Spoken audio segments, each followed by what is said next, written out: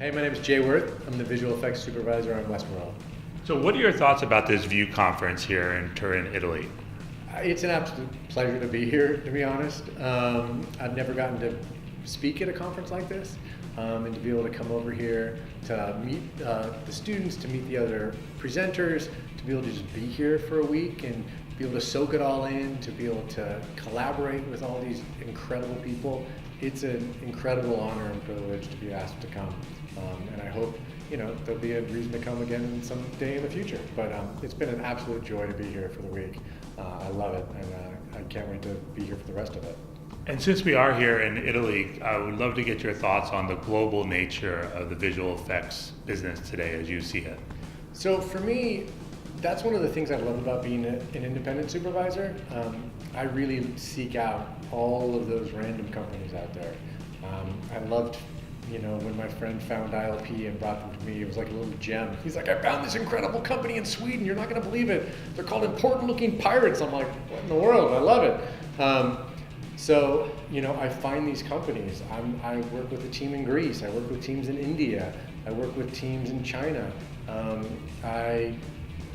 There are just so many different teams out there. Montreal and Toronto and Vancouver and New York and LA. I love the fact that they're all over the place, and I love that they each have unique artists doing unique things with unique perspective on things that I just find fascinating. Talk about an incredible palette to choose from. On Westworld, we have some constraints. They're not really constraints, but to qualify for the tax credit, we use a certain percentage in California, so the show can qualify for the tax credit. But I definitely save that other 25%, like gold, to be able to figure out who in the world is going to be able to do these different shots, whether it be a team in Canada or a team in Sweden or a team wherever they might be. And I love being able to have the freedom to be able to do that. I've been afforded the opportunity in my career to not really all the time have to chase a tax credit, and I love the ability to be able to really have it be the creative that drives things more than the financial a lot of the time. And the other angle here with the View conference is there's a lot of students from high school, colleges locally. What's it like for you to be able to speak directly to the next generation of potential visual artists? The thing I love about visual effects is that it really has it has broad scope. There's really not enough artists in the world. There's not enough visual storytellers out there. The amount of content has grown exponentially at such an incredible rate that I'm blown away at how much content there is in the world. And I talk to companies all the time that they can't get enough artists in the door. I always tell people there's just not enough independent visual effects supervisors in television. We're turning down work all the time because there's just not enough of us to do all the work that's out there. So for me, it's a very hopeful time. And there's like the housing bubble in California. At some point, it feels like the housing bubble, the VFX bubble might pop in some ways. But I don't know if that's going to be the case, to be honest. There's so many more shows in television and features and everything are relying on visual effects, whether they be big or small. Commercials, everything. Everyone still relies on visual effects in ways that most people don't even realize, whether it be just with beauty fixes or with continuity or with burn-ins or with huge smoke simulations or explosions or whatever these things are. I just see that there's always going to be a need for more visual storytellers out there. So I always tell people, look, if you have a talent and a desire, you run for it, because my goodness, is there room in this pool for everybody. There's a ton of space. We haven't even come close to filling it up yet. And there is that need for that unique voice that someone can bring.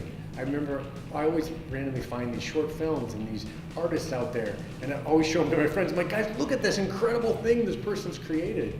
And there's really this amazing collaboration in the VFX community that I find beautiful and find inspiring for all of us. What was it like stepping into this world of Westworld, especially coming on the heels of the role that visual effects played in Game of Thrones, HBO understanding visual effects, Jonah and Lisa obviously understanding it, having that tapestry to play with? It was a huge honor. It was a little bit of a weight. It was a little bit of a no pressure here, kid. But because of my relationship with Jonah and Lisa and Bad Robot, it felt like a natural fit. And we attack things a little differently.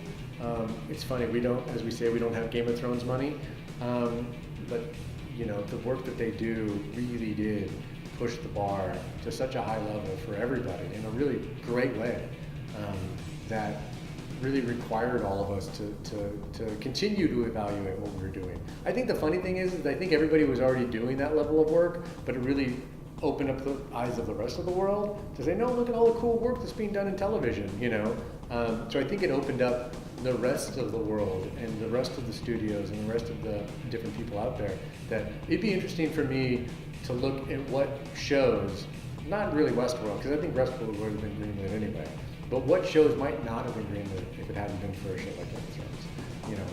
I don't know if an Altered Carbon or if a Lost in Space or if these shows might have not gone if it hadn't been for something like Game of Thrones blazing the trail for all of us, and really setting the bar at such a high level and in such a really powerful way, and how VFX can be used as this amazing tool.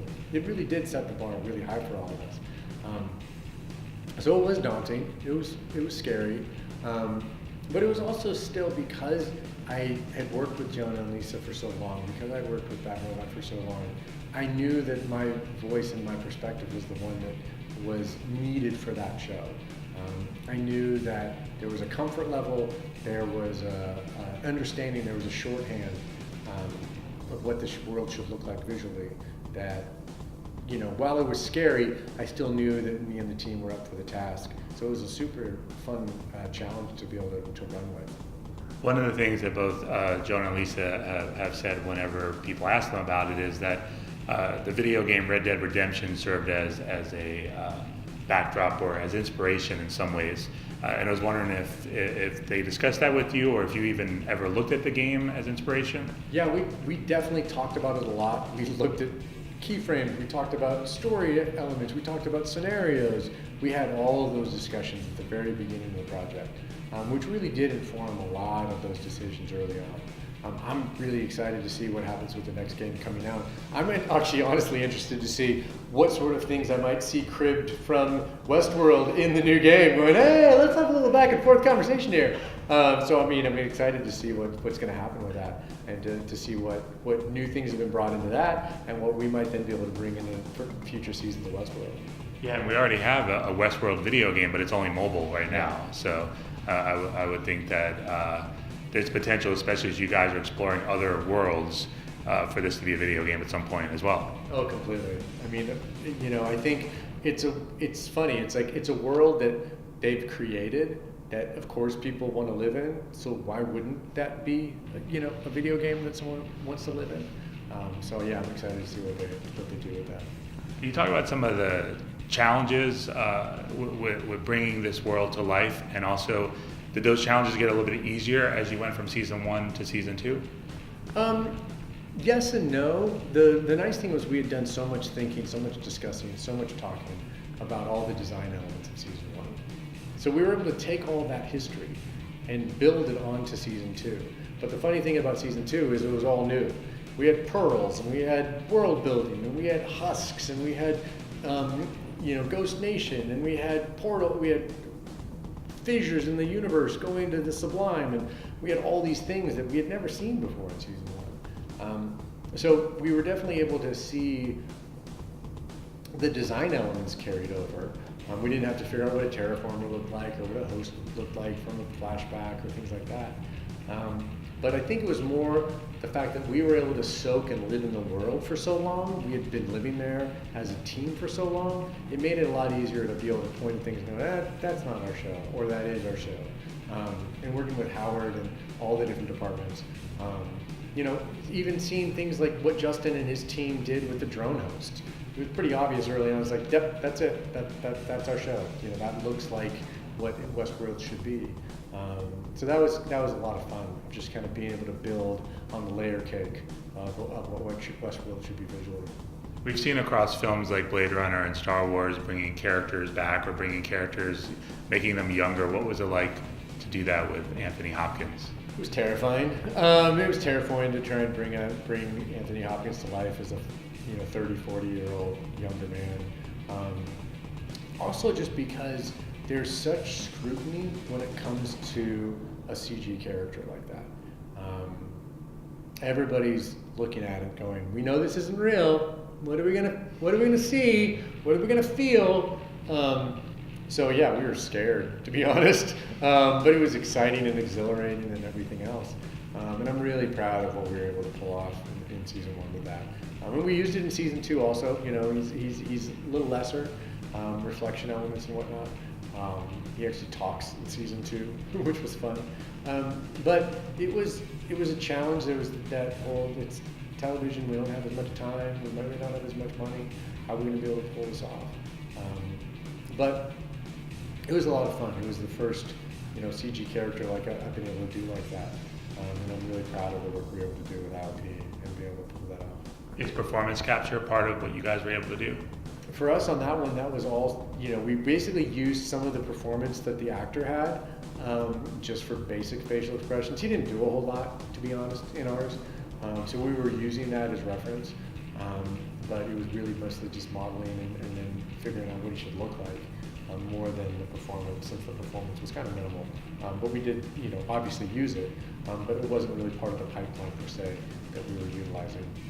We're seeing, I know you guys did this with your show, but in general, as much as technology and visual effects can push things forward, we're still seeing a lot of use of practical, and it seems like your show does a nice mixture of that as well. Yeah, it's always funny. I always talk to people on set and in production meetings, and they're like, you always see me trying to get out of work. I'm like, I'm not trying to get out of work.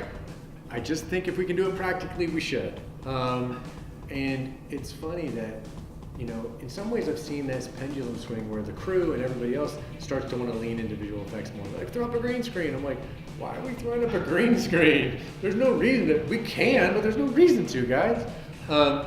So I've seen that happen, and I've seen where, thankfully, on a show like Westworld, everybody still leans into it. It's like, no, we're going to build this. We're going to build this entire street of Shogun World.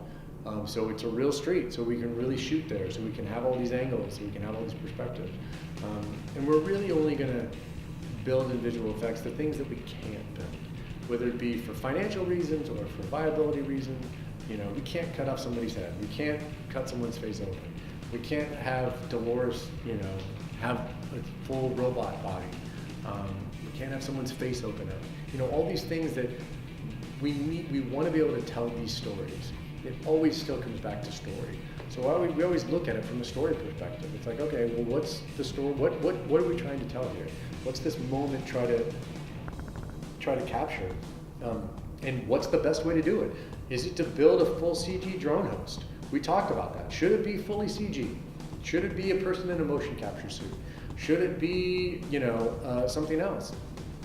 And it was like, no, Justin and his team can do that. So we just removed eye things and fixed creases and fixed seams, and it was a good little collaboration, but we just did cleanup because the guy's performance was so amazing. Same thing with all of this performance with when our actors were hosts and they needed to be still or needed to malfunction. A lot of times we just used all their performance. We did very little work on it.